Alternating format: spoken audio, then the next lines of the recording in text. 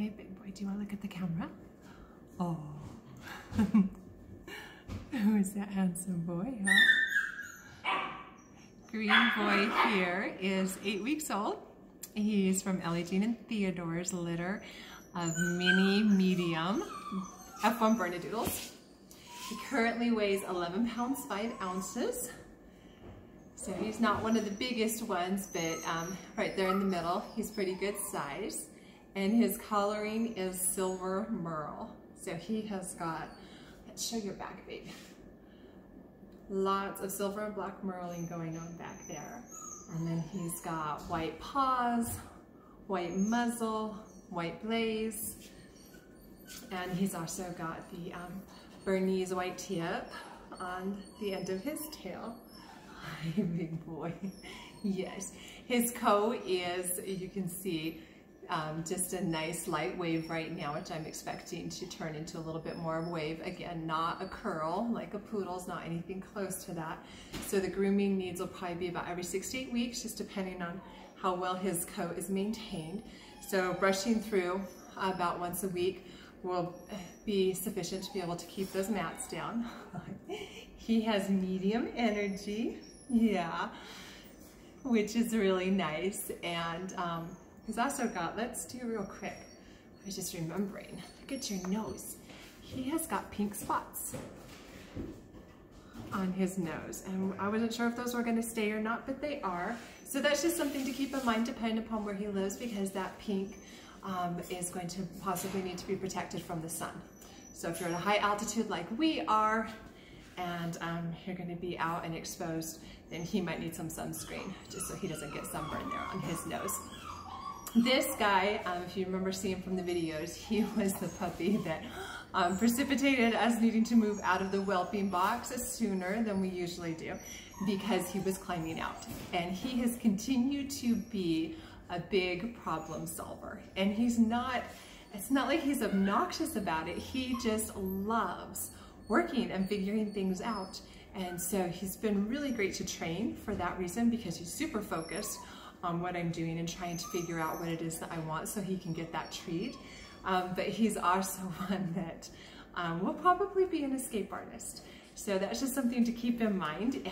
If you want to definitely make sure you have a really good secure yard, because if he, for instance, is outside and can't get back in on his own, he will probably figure out a way to be able to get to you. And he will feel like that's perfectly normal and what he should do.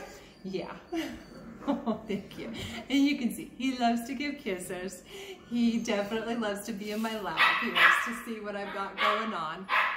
He is shown himself to be very outgoing, very confident with anything new that I introduce. So far, there's not been anything that's really startled him. But I really love that he doesn't just, sometimes puppies will just rush in and attack something new. And that's not what he does. And one of your siblings is being very noisy right now. He doesn't just rush in, but just very confidently goes over to check it out. Like, oh yeah, this is just something we do every day, no big deal. So it makes it really easy with socialization, with training with him. He's also the most active in the litter and the most agile. So whenever I introduce something new, he's one of the first ones to want to go. And you can see now, he's like, okay, let's go. Let's do some work. Oh my goodness. See, we haven't learned the quiet cue yet, so it wouldn't help me to say that. The big dogs all know that one. Oh, look, now they're being quiet.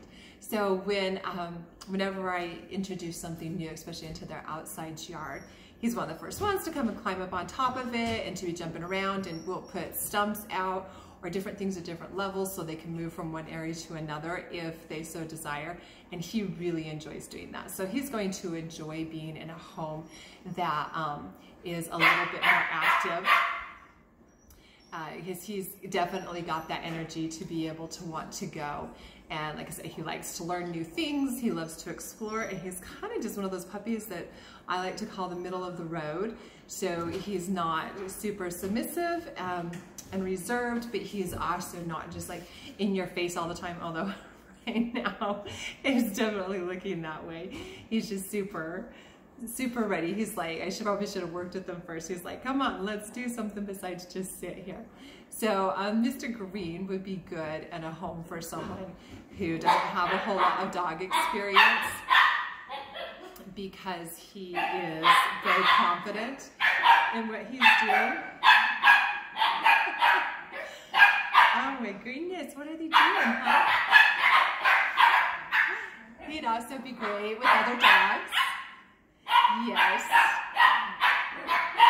And that is Mr. Greenpoint. Should we do another close-up?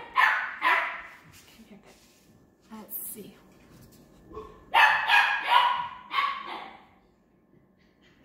There, good job, baby.